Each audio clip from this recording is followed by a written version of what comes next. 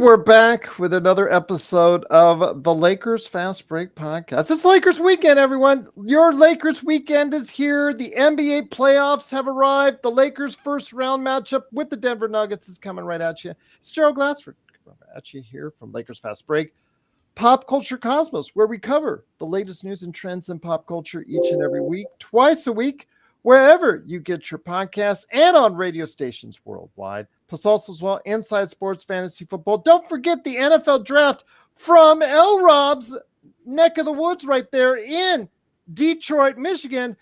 Detroit, Michigan. There you go. Right there. The NFL Draft. I was asking him before the show, how many references to 8 Mile and Eminem will you get in a span of a week with the NFL Draft? But on Inside Sports Fantasy Football, after it, the fallout, my good friends, the Lardieris, they will come on the show. Maybe Joe Soro as well, if he has time, to talk about who are the winners and the losers of the NFL Draft are as well. Plus also our good friends, John Costa. He is working hard. He's got a lot of things on his plate. I was talking back and forth if he can make it today. He says, Gerald, I'm so busy. I got a lot of stuff to do. And a lot of that has to do with Lakers Corner and Clutch Stocks. So please support him there. Also as well, of course, the Lakerholics. They are trying to pin down a time for tomorrow for a Lakerholic Spotlight in the afternoon before the Lakers and the Nuggets, because both, not just Jamie Sweet, but Laker Tom have put out articles. In fact, one of our Twitter followers, Mask Up, he actually said that it was elite journalism, I think, for Laker Tom's latest articles. So if you want to go ahead and check it out today, it is at Lakerholics.com, and they hopefully will be here tomorrow. Plus also as well, of course, Daniel Barry Sports Highlights. Also as well, Empire Jeff TV, Lakers in 5, John McCallion channel, all these great channels you need to support. And speaking, because you know, Daniel, I will not forget you, my friend. I know you're watching now. Do not forget to go ahead and hit that like, hit that subscribe, share some comments, do whatever you can for us, please, because we need all the help you can get. We're 1,527 subscribers strong on YouTube. We're almost at 800 subscribers of followers on Facebook. We need your support wherever it is. YouTube, Twitch, Twitter. I don't care where it is. TikTok. Go ahead and support the Lakers Fast Break when you can, and we will appreciate everything that you can do for us here at the Lakers Fast Break. Blue Magic, what's up? It is NBA playoffs tonight. Of course, as we speak, the play-in games will be finalized, but we'll go ahead and just assume that they're going to get done tonight and be able to map this out with the NBA playoffs. And who better to cover the NBA playoffs and the Lakers and Nuggets than a good friend indeed. He has been with us for years and years and years. One of our original crew from the Lakerholics group. It is, of course, LRob, the man, the myth, the legend, indeed. LRob, great to have you here. Ready to talk some NBA playoffs with me, my friend, for this weekend. Absolutely. It's great to be here, Gerald. This is a favorite time of year, heading into the NBA playoffs. What else could you ask for? This is our Christmas, my friend, if you're an NBA fan, because the heightened sense of urgency is now. Starting with these play-in games where it's win or go home, literally, as we go ahead into the NBA playoffs this weekend. So I want to start. Daniel Barry's already got the predictions going on. All right. He's got the Lakers in 4 already. Like that. Lakers in 5 in OKC, Lakers in 6 over the Suns, and Lakers in 7 over the Boston. He's like progressing from 4, 5, 6, 7. I see what you're doing there, Daniel. Let's start off with the Lakers and the Nuggets. The Lakers they moved up to 7th in the West, whereas the Denver Nuggets finished up 2nd in the West. You have the matchups, as we talked about last night on Late Night Lakers Snack Pack, me and Joe Soro. We talked about the various things.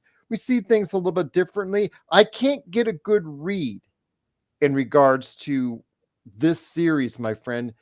And that may not be such a bad thing, because all year long we thought, okay, the Lakers, they're up and down, good, not good. It was definitively by both Joe, myself, and pretty much everybody in our audience to say, okay, once they meet up against the Nuggets, they're toast. They're done. Well, the way the Lakers played in that 9 out of 10 stretch, the way the Lakers played in their 2 victories over New Orleans, kind of got us little bit think, and as long as you have a healthier AD who hopefully have alleviated the back spasms because that have held him back on Sunday and Tuesday.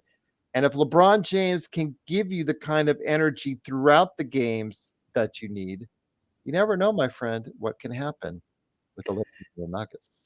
Absolutely. And D'Lo, had a real big game last game. So, um, he's going to be the key. If D'Lo can bring it, and if he can get his 18 to 20 points, the Lakers will be in the series. We will have a very challenging series. And then seeing Gabe out there really has given us some hope too. So his defensive grit in the last game, and really his defensive and court awareness, and just having another high IQ player has really helped. I'm comforted a little bit seeing him out there instead of those minutes going to Dinwiddie. So. Well, the thing is, though, you mentioned, of course, Gabe Vincent, and Gabe Vincent gave us more production and output in one game than he has the entire season. I don't know how much I want to bet on that, but it's nice to see that he has health going into this, and he doesn't have to worry about back-to-back, so he will be eligible, unless he gets hurt again, I hope, which we hope not, that he will be eligible for all the games. Again, he gives us a lot of grit. Dinwiddie, I don't want to pass up. I know he gets very aggressive, too aggressive on the offensive end, but he also plays better defense than you could say D'Angelo Russell, for instance. So the Lakers have two guards on the defensive end that may give Jamal Murray, who was, to me, the key for the Western Conference Final victory by the Nuggets.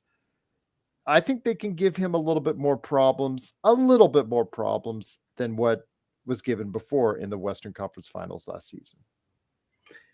Yeah, I agree. At the very least, they have 10 fouls on Jamal Murray.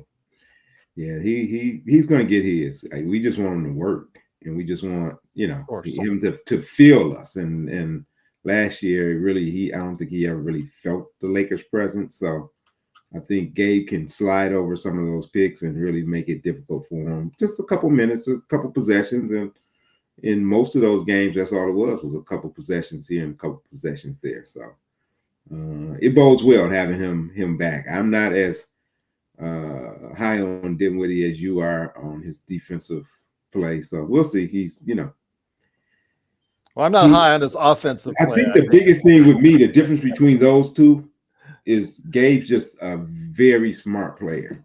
Mm-hmm. He's got a higher basketball IQ. Mm-hmm.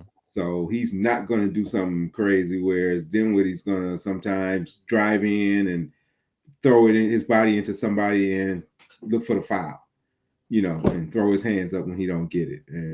Or chuck a 3-pointer when like he got in the last game, and I think he was first time down. He just shot a deep three, not an open three from the corner or top of the key, but a deep wing three when he was covered. I was like, okay.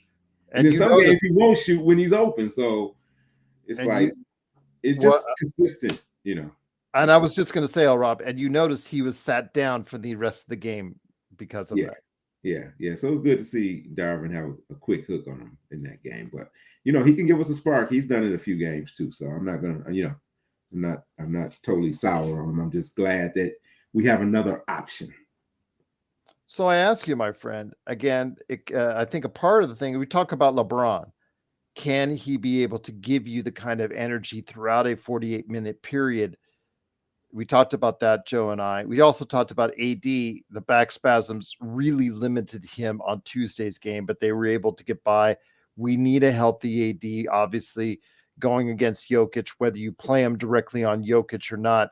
But I think the key to the series will be, what will the Lakers get out of the rest of the starting lineup? Rui, D'Angelo, and Austin.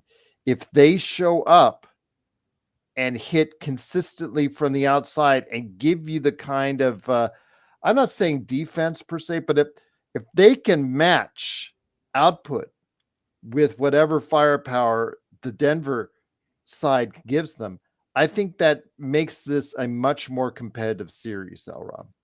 I would agree. I would agree. Defensively, we're just looking for effort. D'Lo played better defense down the stretch. He gave more effort. Austin Reeves really worked hard on defense, and he usually had the toughest The last 2 assignment. months, I agree with you. He Yeah, so really, he was. I mean, beginning of the season, he was a turnstile. I mean, he just got abused, and it was painful to watch. But during this last stretch, the last after the All-Star break, he's been tough. He's I mean, he's not going to be up for any awards for defense, but he's there, and he's making it difficult, as possible. So I'm very satisfied with his defense. Offensively, yes. I mean, out of those three, the one that I'm not worried about is Rui. It seems like Rui's game is going to be consistent. I think Rui, he's going to get his points. He's going to get his touches. They'll leave him open. He'll score. Now, Austin and D'Lo games are a little more up and down. Austin's proven in the playoffs he can come up big. Now it's time for D'Lo. This is it. He got played off the court last year. So this is his chance for redemption. This is his chance to show all the other GMs that he's worth a big contract. So this is a big spotlight for him. And when you're playing for the Lakers, if you don't come up big in those some moments, then it's magnified. The negative press is gonna be out. The vultures will be out if he doesn't come out and play well. Once again, I'm on with my good friend LRob. You can always catch him here at the Lakers Fast Break. It is, of course, our NBA playoff preview. Truly appreciate you joining us. Before we get into any of the other matchups, I want to go ahead and still talk a little bit more about the Lakers again and the Nuggets. It's in the mindset right now as far as the Nuggets. They have the Lakers in the palm of their hands. And why would you not think that as far as the last, I think, 9 in a row that they've beaten the Lakers on? They're very confident. They've already started the smack talk already. Michael Malone's already talked about, the daddy comments and all that he was revived from last year. But I missed it. What did he say? Well, just basically he's a little bit trying to be a little bit more serious about it, but he's still hinting from what towards he the famous daddy comments that he alluded to last year and said, we're a very confident team going this one. It's all nice rhetoric now, but as it gets closer and closer to the battle, that the real Michael Malone will step he won't out. be able to hold back. Yeah, he won't be able to. So I ask you, my friend, Darvin Ham also came under fire by us and by the Los Angeles media during the course of that series, as well as we felt he was clearly outcoached. What does he have to approach differently this time around? Knowing as well on the Denver side, they don't have quite the depth that they did this time last season. Yeah. So, I think as a whole, you, Joe, John, you guys are a little more critical of Darvin than I am. So I'll just say that last year, yes, he was outcoached, but I mean, what do you want him to do when his starting point guard is giving him 6 points? Or, it was some things that was, out of his control. I think this game plan was pretty much, we're going to leave Gordon. And if Gordon can beat us, he took AD off of Jokic. That was a good move. Here, Rui kind of banged with Jokic, and AD was coming up for the help. And they was going to, hey, if Gordon can hit some shots.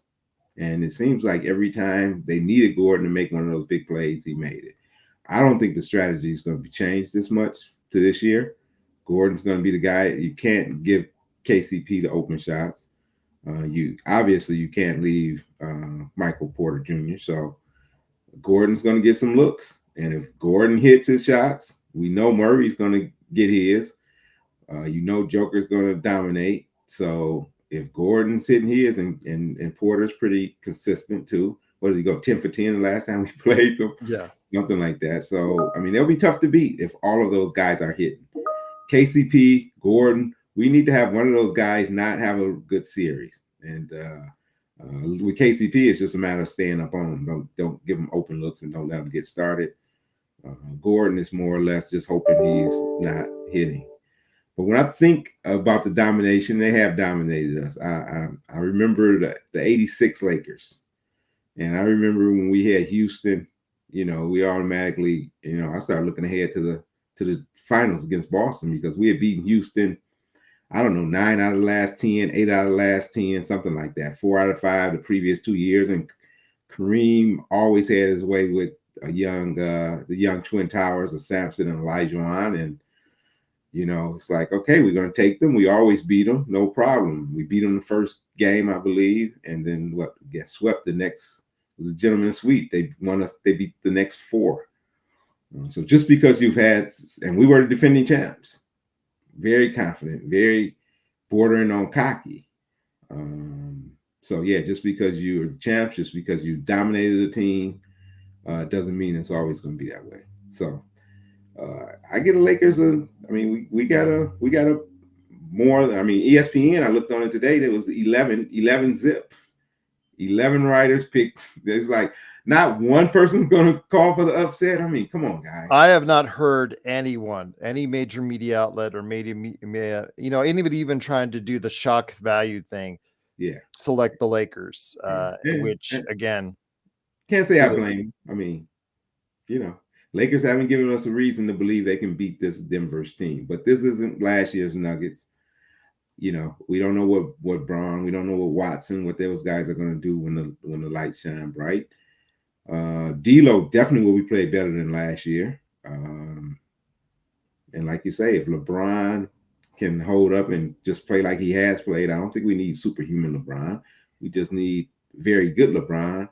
And we need AD to be a little better than he was and more aggressive than he was last year. So, I'm not afraid of Denver. I'm not confident the Lakers can beat them, but I think they got a realistic shot. Now, if they win one of these first 2, then I'll feel a lot better. And I think tomorrow is going to be the best chance. So your thoughts on a series as far as prediction for this time around? Will you say the Lakers will shock the world and pull it off? Well, I am always overly optimistic, like my good friend Laker Tom. So yes, I'm going to say the Lakers can pull it off. The Lakers can do it. I've been drinking a lot of purple Kool-Aid the last couple of days, so I'm juiced up now. Let's go. They can pull it off. Why not? I'm just going to say this. This is not the 96 Bulls. This is the 87 Lakers. These are the Denver Nuggets. They won 1 championship. Yes, they have the best player on the court. Yes, they have their combination together is very difficult to beat. But I think with the Lakers, with Reeves and Rui and D'Lo, we have just as much firepower. If the Lakers can shoot 40%, get the kind of transition that they need, and get to the free throw line, they do have a chance. But they have to keep it to a game 6. If it goes back to Denver in a game 7, that's asking a lot, and that's asking, I think, a little bit too much for the Lakers. But if you could just get to the point where the Lakers can pull out, get 1 game in Denver, get 2 in as far as at home at the Crypt, give up game 5, but then come back for a game 6 at the Crypt and get all the games you can at home. You never know, my friend. It's anyone's ball game, and I think that's the key. If the Lakers can keep it to 6, I think they have a chance. If it goes to 7, really 7th game back at Denver will be rough. I agree. I totally agree. And I would say let Joker go crazy. Just do not give KCP and Michael Porter Jr. and those guys open shots. Let the Joker go crazy and just limit his assists the best you can. And live with Gordon hitting some jumpers if anybody's going to be open, but don't leave KCP and don't leave Porter, and don't let Joker beat you because he's going to get 25 anyway. Don't let him get 12 assists to go with his 25. Make him score 35 and hold him to 4 or 5 assists. Also, I think if they can get them in foul trouble and have to go to that bench, Peyton Watson has probably been the best of the entire backup crew this season for them, although they've been very hit and miss even by their own standards this season. So if they can actually get to a point where put him in foul trouble, need to bring in the reserves. The Lakers may be able to take advantage of that as well. Yep, I agree. Just gotta attack the paint. You gotta make Joker work. You gotta, Gordon's is an excellent defender and an excellent rim protector. But get Joker out there in some of those pick and rolls and let's make him work. And then AD make quick moves and go on and take it to him because he's gonna take it to you. So hit first, take it to him. Well, we'll see. Our reserves, Jackson Hayes. Rolling to the basket, obviously he's been very good as far as that's concerned. Rim protection, again, I've criticized him all year and will continue to do so. I need to see it from him. Adam wants more minutes from him, wants 20 minutes. Again, for me, it's a lot of based on momentum. He comes to the game. If he starts rolling to the basket, gets a couple dunks, yeah, keep him in there 15 to 20 minutes because he can actually be very disruptive. The thing is, though, he has to be aware on pick and rolls. He is exactly the type of big man that gets fooled constantly by Jokic. I am so worried about him looking stupid and goofy on one or two or three of those back cuts or pick and rolls that Jokic does. That's what I'm worried about, my friend. If he can limit that and actually be somewhat of something he hasn't been all season, a rim protector, you never know, my friend. Again, and he makes you pay with some dunks on the other end. Sure, give him the 15 to 20 minutes. And if he can give you productive minutes like that, the Lakers might have a chance. Yeah, he's not a rim protector, so that's not going to That's change. the problem. He's 7 feet athletic. Why is he not a rim protector? My only thing with Jackson is do not give up and ones. Do not if you're going to stand up and build a wall, just stand up and build a wall. If they score over you, score over you. But don't make a silly foul. You give up the basket. Just goaltend. If he's going to goaltend, like he goaltends a lot, that's fine. Goaltend, that's fine. Just don't get. But we need his energy. We need some offensive rebounds. We need a few rolls and dunks. And if he could do that, give him some minutes. And if it's working, then you can give him a few more. But the first game, especially, you got to have short leash with guys because you need to try to go out there and get this one.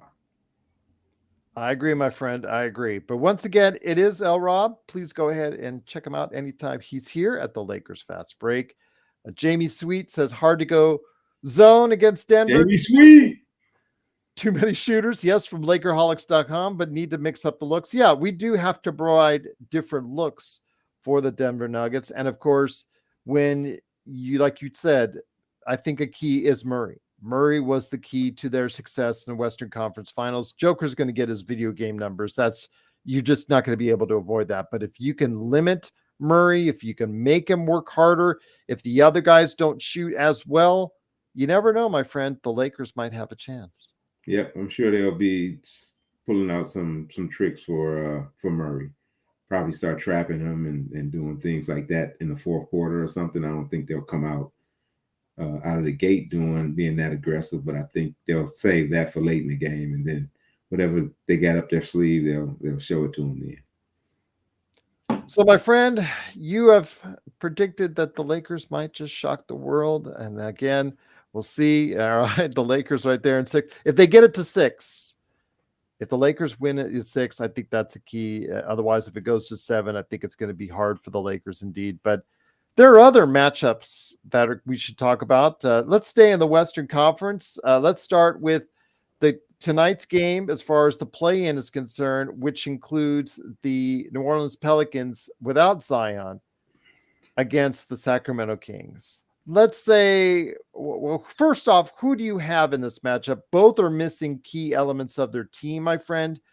Who do you have in this matchup as far as for getting by tonight? I still think New Orleans at home cannot lose 3 home games in a row. I think they will take it without Zion. I think Brandon Ingram will get more minutes and get more looks and play a lot better. Your thoughts for tonight's game against Sacramento?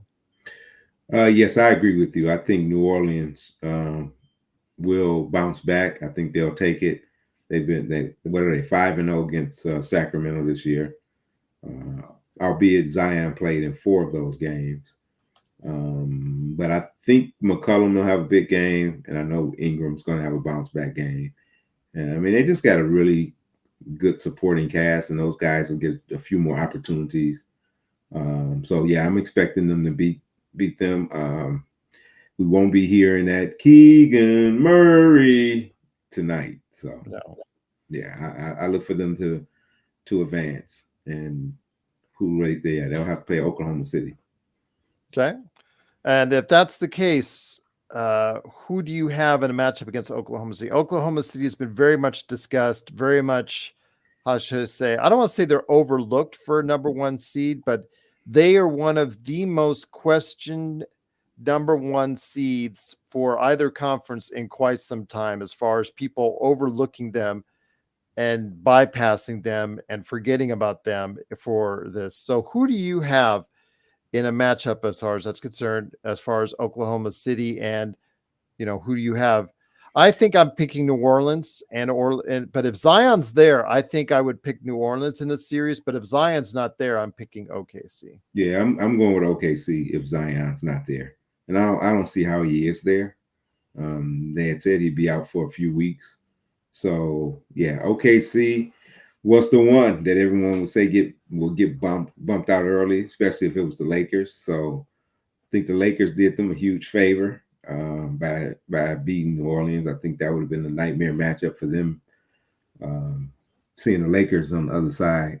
So yes, I'm going with OKC. I think they as young as they are, they'll be playing the winner of the Clippers and Dallas. I don't see the Kings, even if the Kings can get by the Pelicans, they will not.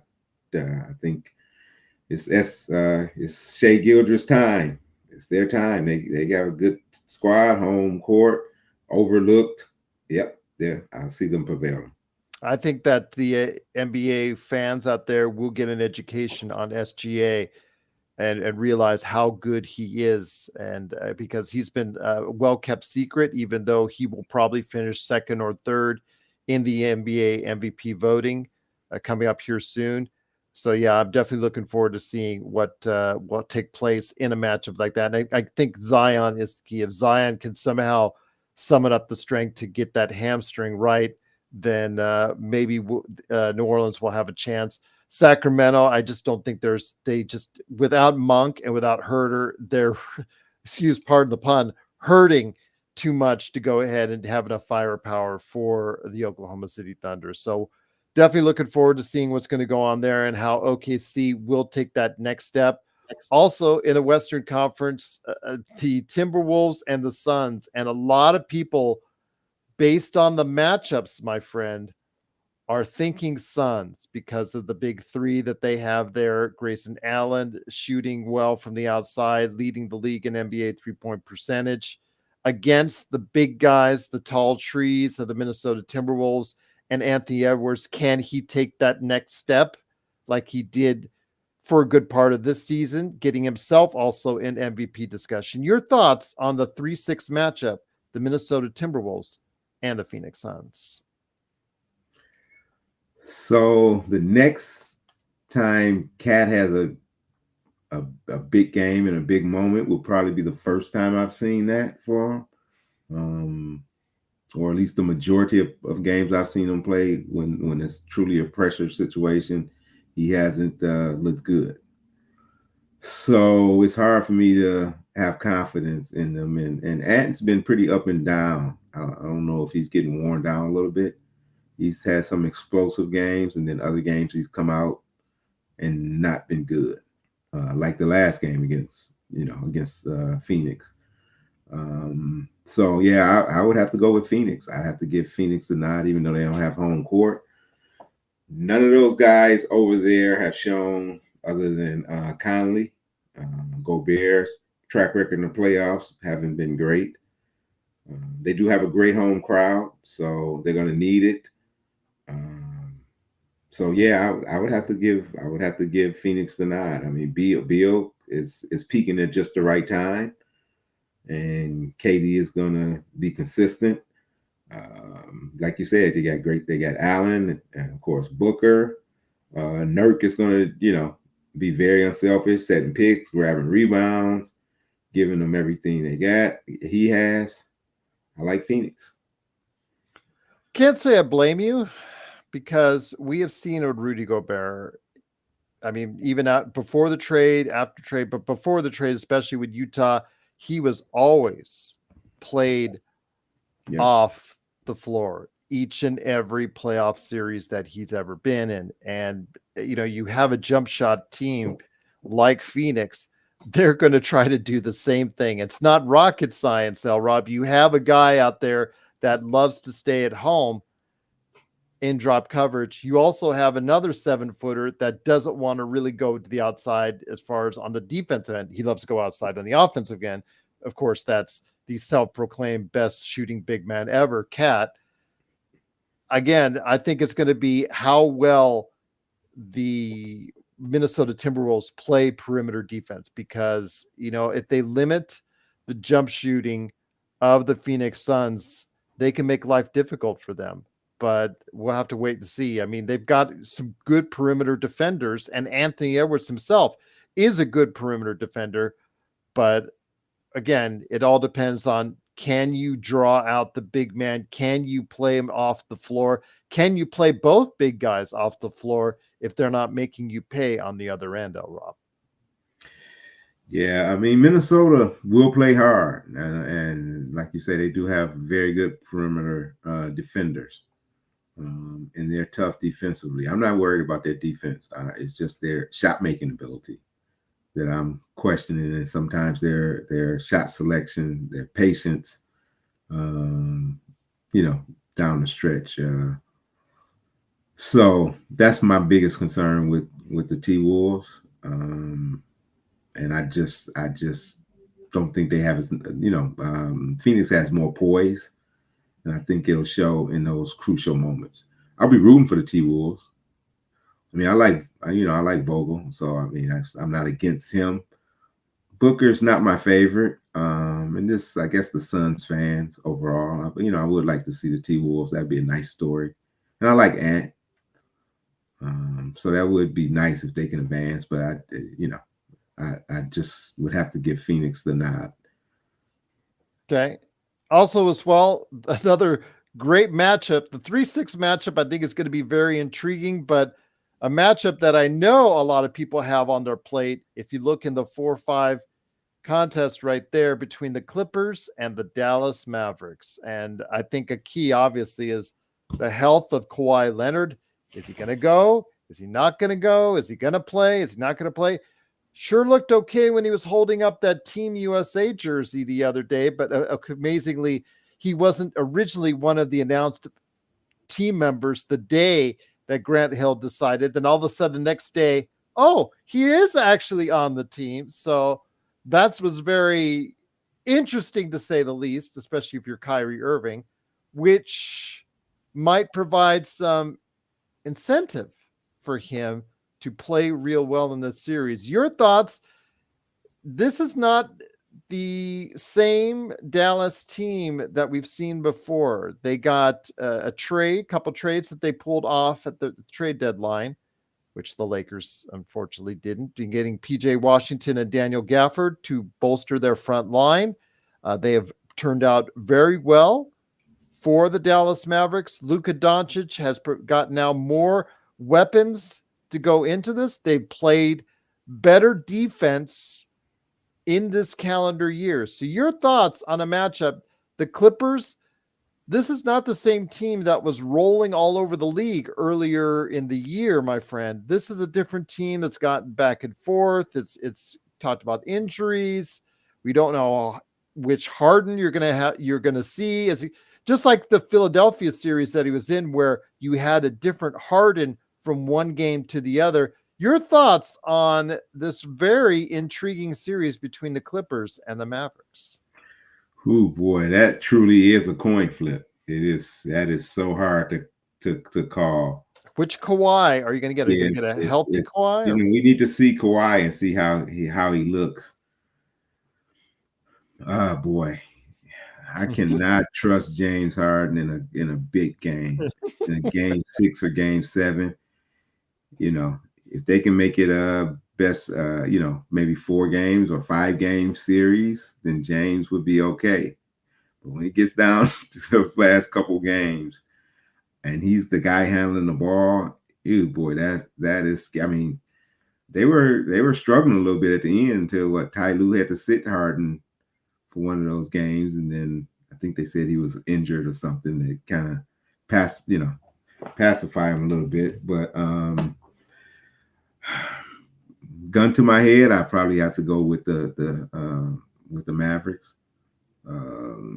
Luka is, I would trust Luka more than I would trust the guys on the Clippers, more than I would trust George. And I think they're scared of Luka. To tell you the truth, when I see them play, I see fear in their eyes against Luka, which is strange for as great as player as Kawhi and Paul George. If Kawhi is checking them and they kind of try to switch him, he rarely switches with the guy. It's like, no, you're the best defender. You got the body. Don't switch and then force somebody else to guard Luka. And he doesn't show that willingness to do it. At least against Luka, I haven't seen him do that in the past. Now, maybe he'll take the challenge more this year. But Luka's got a much better team now than the Luka they defeated before. So, like you mentioned, the Gafford pickup, the Washington pickup.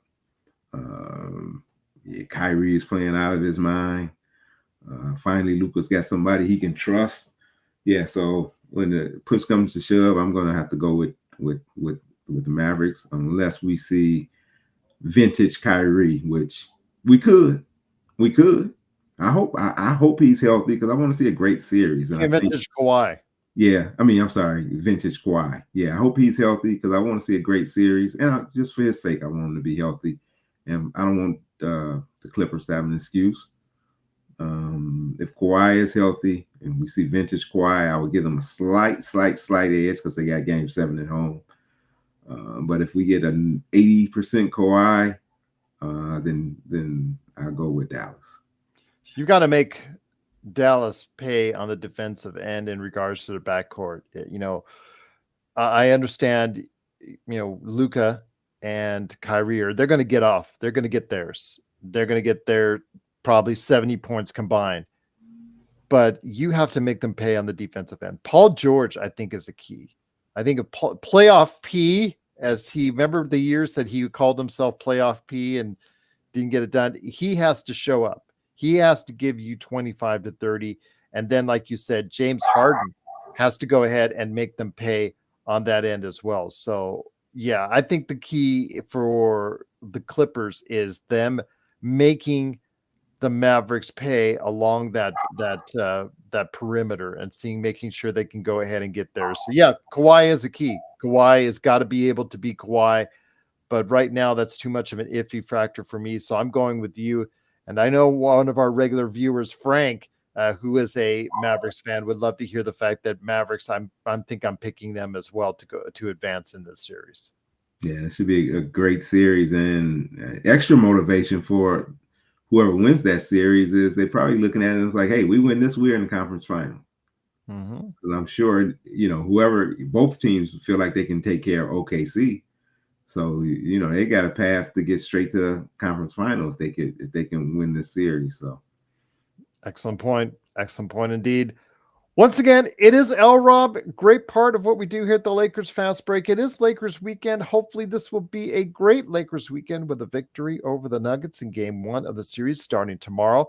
Our coverage hopefully will start around noon, 12:30 with the Lakerholics, but that has not been confirmed. But it will be a pregame and, of course, during the game with playback.tv/Lakers Fast Break, and post-game with me, Gerald Glassford. Joe is going to be busy for tonight and tomorrow, so his availability is in question. So I'm not promising a nightcap for tomorrow, but I'm hoping. Come on, Joe. Yeah, we'll see. He was watching earlier, so we'll see if he can be available. He will be in transit, so safe travels to him indeed. But for the East, my friend, it will be, of course, tonight here in just a few minutes. It will be the 76ers and the Heat. I'm sorry, not the 76ers. The Chicago Bulls and the Miami Heat.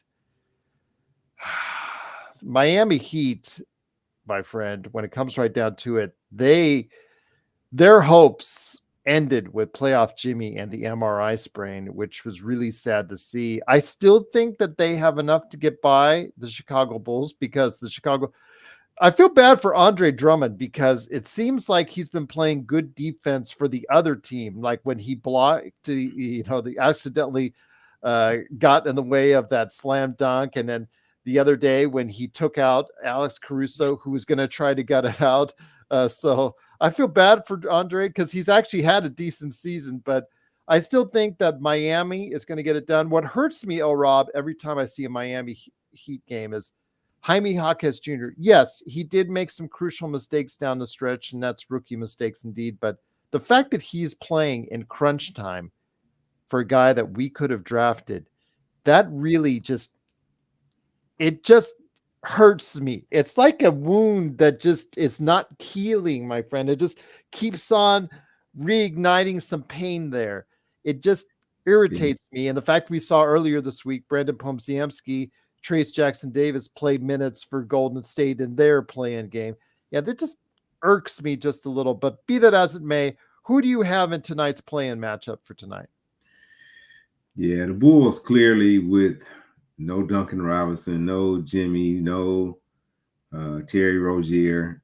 The Bulls clearly have the more talented team, but the Heat is just connected. I mean, and we're talking about one game. We're not talking about a series. So one game at home, can they put the team together by duct tape and go out there and win against the Bulls team?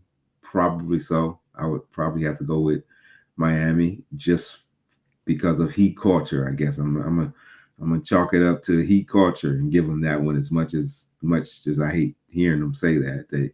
They're proven that they're worthy of that moniker, and the Bulls haven't done anything to prove otherwise. I think they had them last year. I was rooting so hard for the Bulls, and they had them down, I think, with 2 minutes ago, and that was pretty much, saying, good, the Heat they're gone, and all of a sudden, I think DeRozan missed free throws. Whatever Chicago need to do to lose the game, they did it.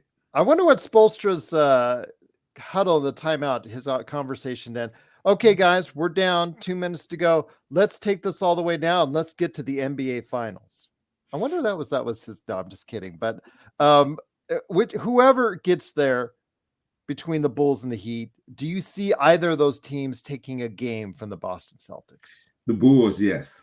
I can see the Bulls taking. I mean, yeah, the Bulls can beat Boston, and Boston will let up one game. They'll have a concentration lap and let the Bulls get one. The Heat, they'll be focused on destroying them. So if the Heat advance, and this is the shame of the, you got a compromised Embiid, you got Joker hurting, you got Randall, all these guys in the East are hurting. I mean, Boston basically looks like they're going to get a pretty free ride to the finals. First round, with Jimmy, with Miami having all their guys, that would have been interesting to see how they would have reacted under pressure. Obviously, your dog might feel otherwise. The dog agrees. He said that's a dog. The East is full of dogs. Yes, it is full of dogs, my friend. There are no excuses for Boston. Absolutely no excuses for Boston right now.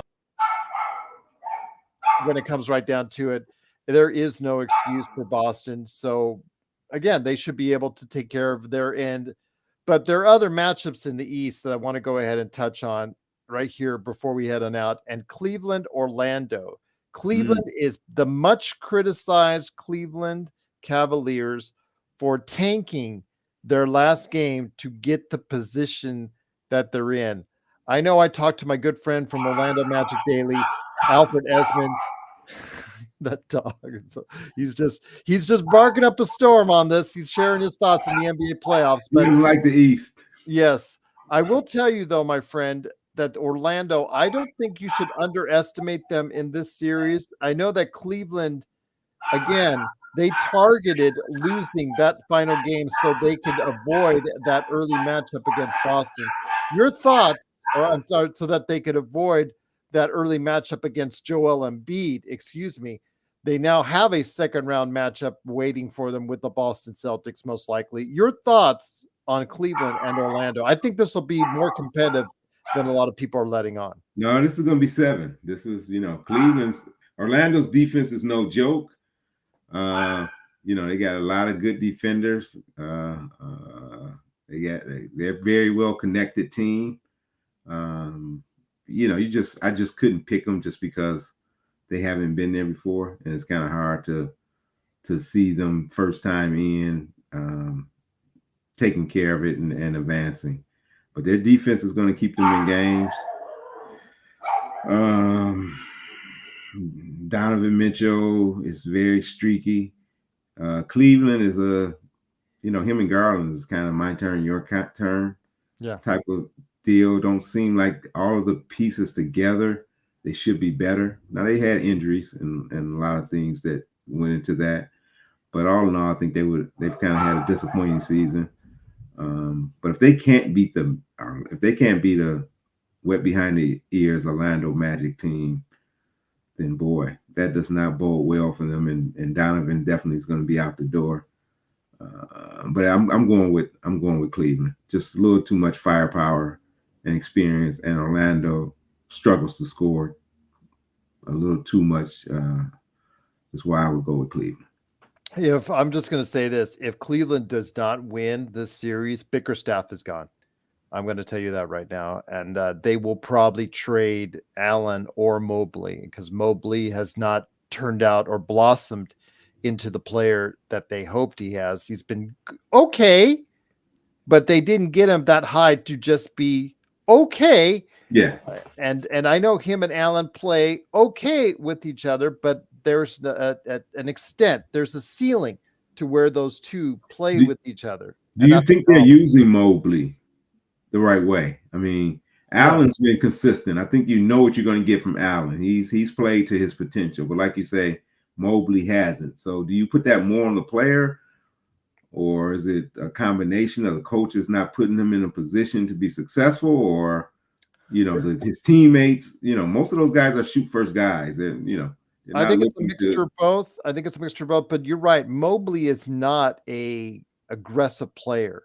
He does not have that mindset of Mitchell, of even a Garland, because those are shoot first guys. Garland, he's supposed to be a playmaker and a point guard for you, but he has a shoot first mentality as well. So those guys take the bulk of the shots. Mobley does not ask or want. He is not a demanding personality out there on the court. So he's very, I don't want to say passive, but yeah, you could say passive because he just allows so much to happen. And doing so, it makes him less effective out there. And I think the dynamic with him and Allen, again, as I said, only has a ceiling where they can go so high, I think, in the current state that they're in.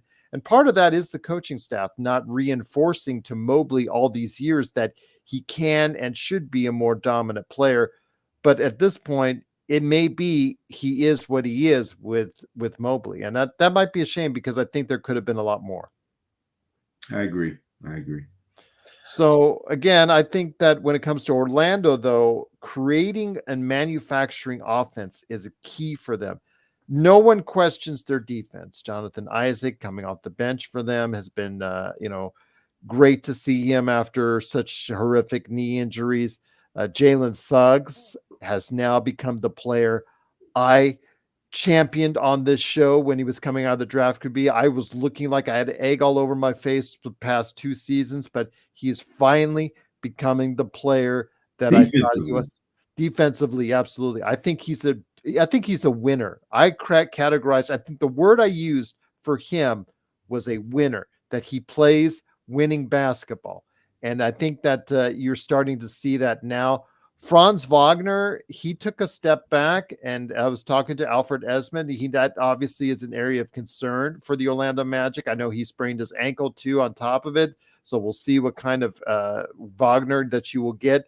Banchero is a really good player, but is he a number one for a top elite team? And I think you're starting to find that out. Or is he a very good 1A or 2 on a championship level team? I think we're going to find this out here in the coming years. But yeah, Orlando is going to get a taste and experience of what you see with the NBA playoffs. So I think it's going to be a learning message. But for them, the primary thing, LRob, I would have, if I'm the coach, Mosley, I would have on there the bulletin board is how Cleveland tanked the final game to face them. I would put that out there, and I would make sure that's embedded in the brains of every single Orlando Magic there. I agree. That's if that doesn't get them motivated, nothing will. I agree with you on Suggs, and I think that's a good way to describe Wagner too. Franz, he's a winner. He's He's a gonna winner, do but all those. I really wanted his game to keep on Yeah, elevating. but you know what? I think he came in and was playing so well that maybe we were expecting that natural progression. But I mean, he's still pretty good, Pretty and good, yeah. he's a really a defensive player first, but he's just a good, really good all around player. But we may have two expectations might have gotten out of control for him because he came in looking so good. So I think he's still playing good though. I mean, for where he's at in his career, and he'll get better. But he's just a winner. But Good. he's not your number two guy. If he's your number two guy, I don't know how far you can go. But he's just a really, really good player, smart player. He makes the right plays. That's a really good young team. So this is a good matchup for them. They couldn't ask for a better team probably to match up and beat because Cleveland doesn't play the smartest, and they can be. And the Knicks took it to them. The Knicks just kind of beat them up and bullied them last year. So they have a lot to prove too. So should be an interesting series. I'm again go with the Cavs in 7. All right. Once again, it is LRob, my good friend. Please go ahead and check him out anytime he stops on by here at the Lakers Fast Break. Thank you so much, Blue. Absolutely. Please hit like and subscribe, comment, do whatever you can to go ahead and support us here at the Lakers Fast Break with your thoughts on the NBA playoffs. Even if you're seeing this after the fact, after we go live on the air, go ahead and share some, likes. Go ahead and share it. Go ahead and share some comments and your thoughts on some playoff predictions for the Lakers, the Nuggets, and also the NBA playoffs as well. So want to go ahead and still touch on a couple other series before we head on out, my friend. And that we're going to be let's go with the 3-6. We talked about the 3-6 earlier with Minnesota and Phoenix. This one does not have as much intrigue, LRob, but without or how much you get out of Giannis, Milwaukee and Indiana could prove to be very interesting. At least it should be an offensive spectacle at the very least. Your thoughts on the series? Again, the question on how much you will have Giannis in the series is very much in question. And I think also the fact is how effective Milwaukee will be in the NBA playoffs is also very much in question without Giannis in that lineup. Yeah, this is a rare one where you're picking a 16, the 6 seed to upset the 3 seed, especially a team that's won a championship like the Bucks. But the Bucks just have not looked good. Dame has aged overnight. Giannis is hurting. We don't know what he can bring. Middleton has never regained his game. I can't see any reason why that you can really hang your hat with the Bucks going into this series. Now we've seen Middleton come in and play great without Giannis, and of course Portis to me is the one constant. You know what you're going to get. You're going to get great effort from him, and he usually puts up big numbers when Giannis is out. So I wouldn't be surprised to see him go for 25 at home, especially. But Indiana's going to be running the whole game, and they don't mind giving up some easy hoops. And their goal is to get out and see if they can score 140. And I don't think Milwaukee can keep up the scoring with them, unless Milwaukee, just really walks the ball up and really plays a slow game, methodical. Then maybe then maybe they can hang with them until Giannis gets back. But even with Giannis, that's a tough matchup. They played very well against Milwaukee, even with Giannis this season. So I'm picking the Pacers. You are okay. The Pacers. Yep. I mean, we've seen Beasley, right? We've seen Malik Beasley. in the playoffs, and it wasn't pretty. Now, this might be his kind of series where he gets a bunch of wide open threes and it's up and down, and he can get hot, and maybe he can take a game for him. But I like Indiana's system and their ability to execute their system better than I do Milwaukee's ability to. And I don't even know if Milwaukee knows what system they're doing right now. I don't know what they're hanging their hat on right now. At least the Pacers has an identity. You know what they're going to do. Mm-hmm. Okay. All right. To me, even though it is Doc Rivers, hopefully his team won't go up 3-1 because Indiana will have them right where he wants when they want them. So, but all kidding aside, I still think there's one last gasp for Damian Lillard, despite what you have with Giannis. I think he will go off. I think he's got to average 30 plus, and I think that's what you're going to get from him. I'm not convinced Indiana's defense, which has been a trouble spot for them all year, is going to be good enough. So I am picking Milwaukee to go ahead and do it. I don't think it'll be I don't think it'll go 7. I think it'll go 6, but I think Milwaukee will win on the road on it for 6. So what if Giannis missed the first 3 or 4 games? You still going with the Bucks? I'd still think so, because I don't think they'll find a way to effectively guard Damian Lillard. I just think that Damian Lillard has one last gasp left. I want to see it happen. I'm not convinced about Doc Rivers either. This is not the most solid of picks for me, but I just think Lillard, giving him the window to just chuck it and just score, I think he is the best player still out there, even above Halliburton, because Halliburton has not come back as strong since he had that hamstring injury. So I'm not convinced Indiana has enough defensive prowess to be able to find a way to figure out Damian Lillard. And I think that Milwaukee can manufacture enough points without Giannis to get by Indiana. I don't think they can get by anybody else without Giannis, but I think they can get by Indiana. Yeah, and I think Giannis will be back before the series is over. So he'll probably miss at least the first 2. But so yeah, I just Milwaukee's so slow though with Middleton and Jay Crowder and so Indiana will have a quickness advantage, and they'll be running. So it'll be interesting if they can keep their tempo up that they play with in the regular season. If they can carry that tempo over in the playoffs. Usually a lot of running gun teams haven't been able to.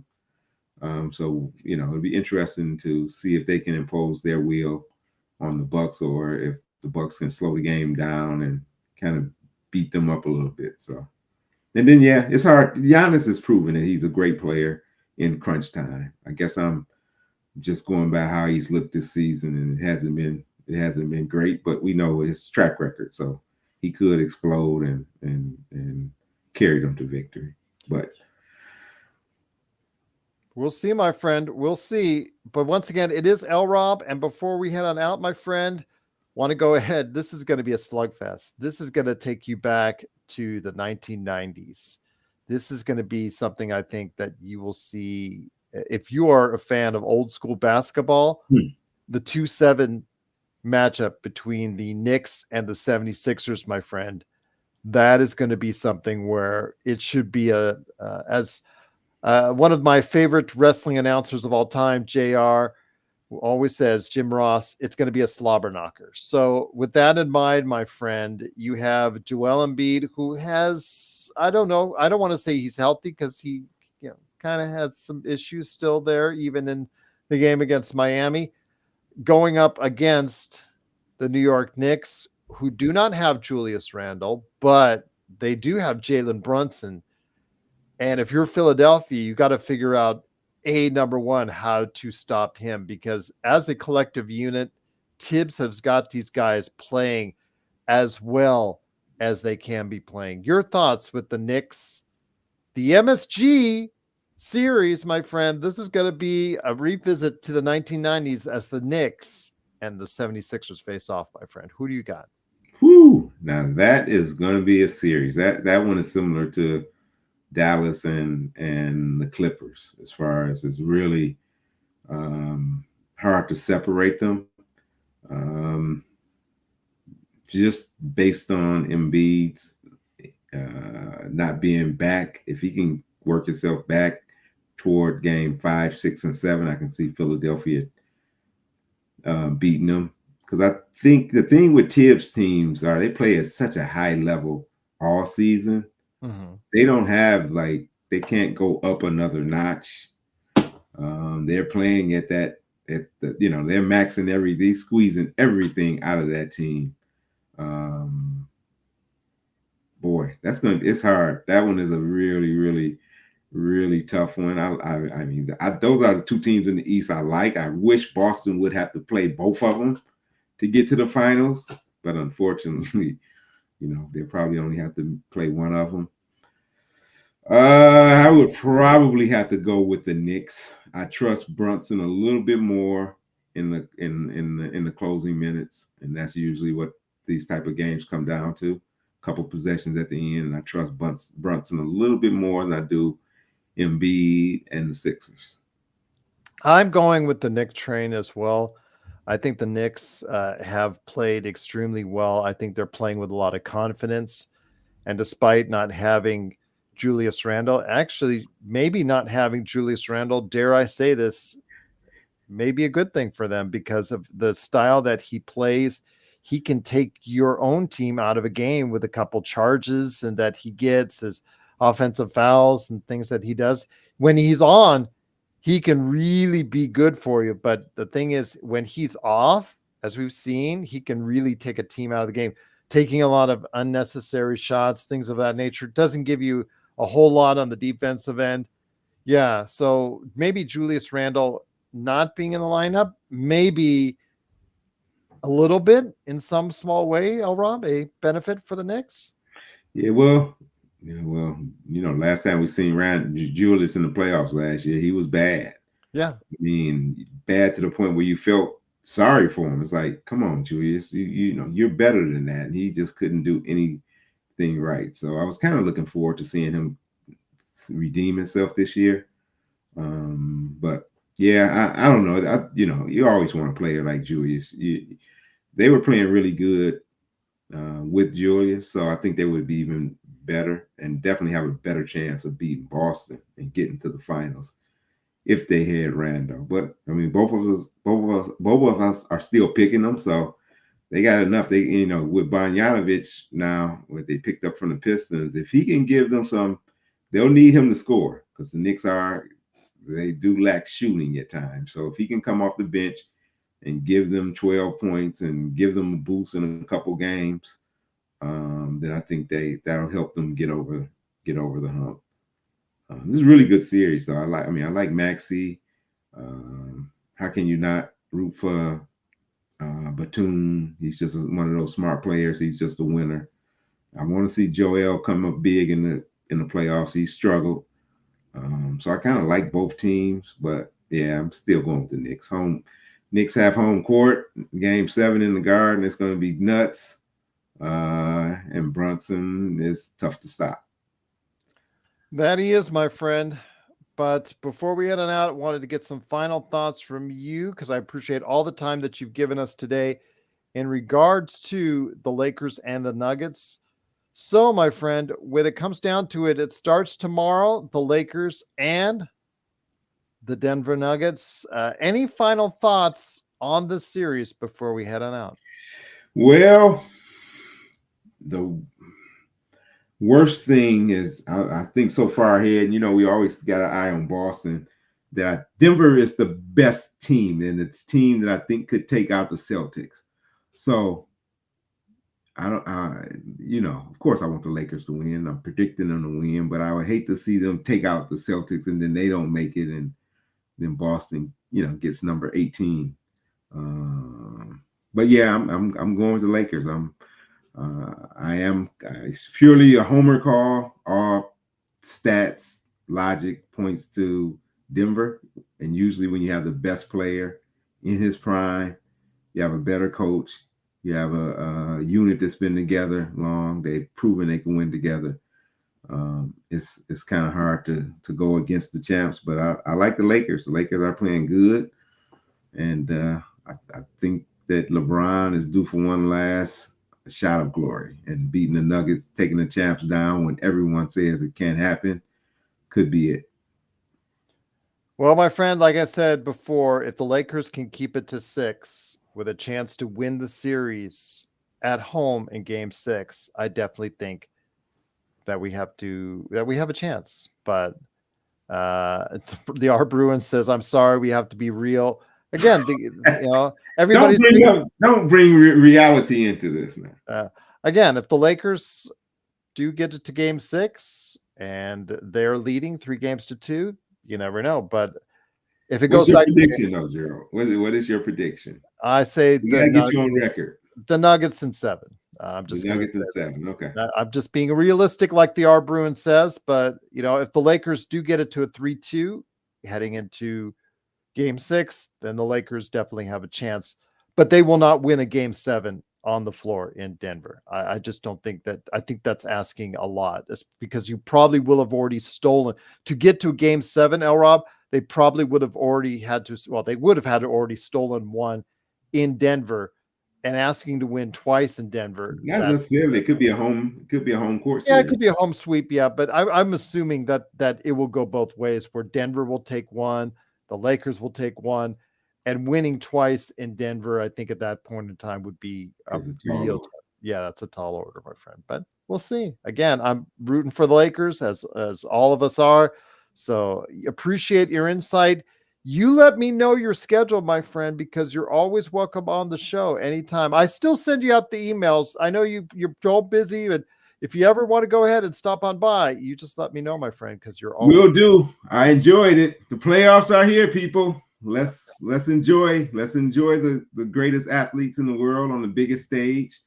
Like Walt Frazier once said, you make your name in the regular season, but you make your fame in the postseason. So I think Jamal Murray kind of borrowed that. I don't know. He said something similar the other night. So yeah, this is the time when the stars come out. So somebody's gonna make a name for themselves. Somebody's gonna show out. That they are indeed. But once again, it is LRob. Truly appreciate you stopping by. Got to get you back with the Lakerholics. See if you could go ahead and match up with those guys. I know that Laker Tom would love to have you back on.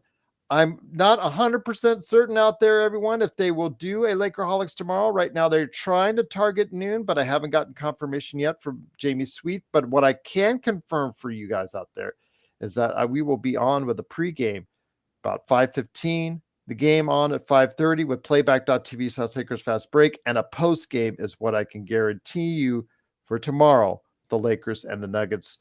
Whether or not we get Joe for a nightcap, again, we'll have to wait and see as well. But LRob, always great to have you here, my friend, talking basketball with me. Any last thoughts, my friend, before we head on out?